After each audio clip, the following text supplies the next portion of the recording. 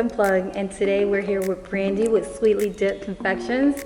Welcome, Brandy. How are you? I'm great. Thank you so much for having me. Yes, it's a pleasure. So, how did you get started with creating these amazing cake pops? Oh gosh, well let me just start off. They did not start off looking like this. I started probably about 5 or 6 years ago. I think my very first cake pops were for my best friend's baby shower. And they were bee themed because it was baby shower, and they were absolutely horrible. I'm just very thankful that she did not pay me for them, and they were my gift to her because there was no profit to be made there.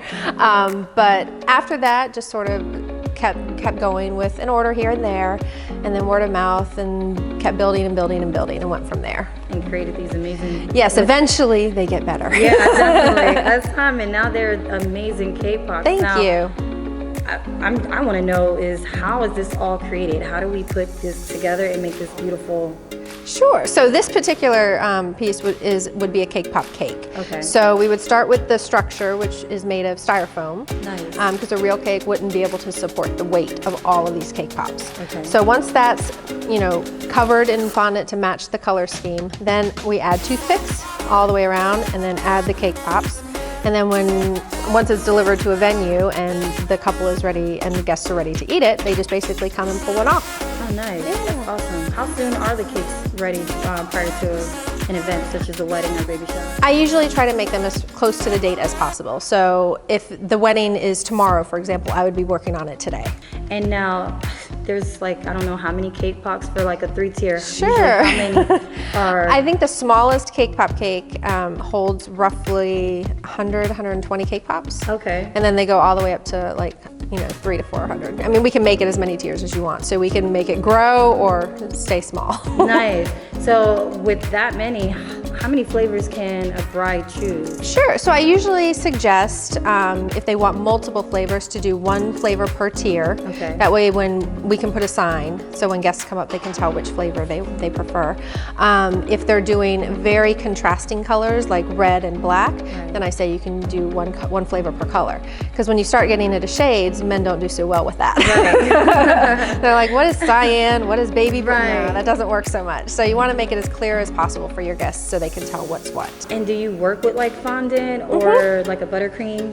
Sure. So all of the cake pops are actually dipped in a chocolate candy coating. So think of a candy bar. Yeah. So it's dipped in chocolate when it's melted, and then it hardens. Okay.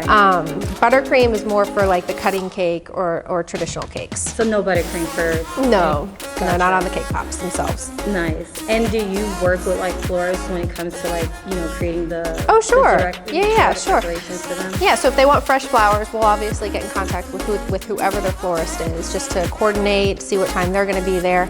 If they want edible sugar flowers, then we can create those as well. As a bride that I'm coming in and I want to be able to go and get this, what should I expect as far as purchasing the? Sure.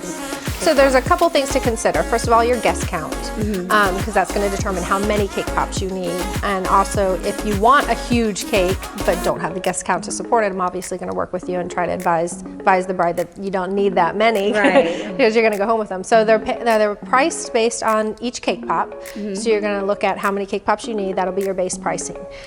If the bride and groom want anything to match their theme, like if it's a nautical wedding, if they want anchors around it, if they want any type of ocean accents, since we're near the beach, it's very popular.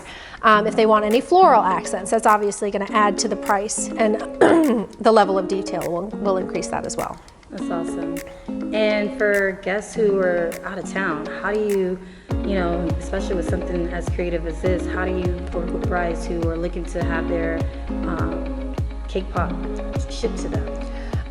Well, I usually suggest if they want them shipped to do so when it's cold out, because it's very, very hard, and especially with the temperature. It gets very expensive during the summer to ensure that they arrive safely and not melted. Most definitely.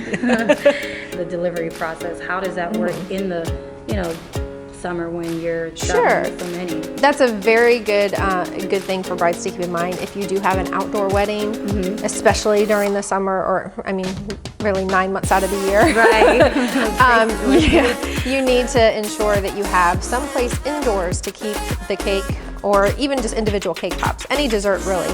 Make sure you have some place to keep it indoors until right before you want to serve it. Okay, nice. Well, Thank you so much, Brandy, for coming and joining us today. It's been a pleasure getting to know everything about Sweetly Dipped Confections. Yes, this has been so much fun. Thank you so much for having me.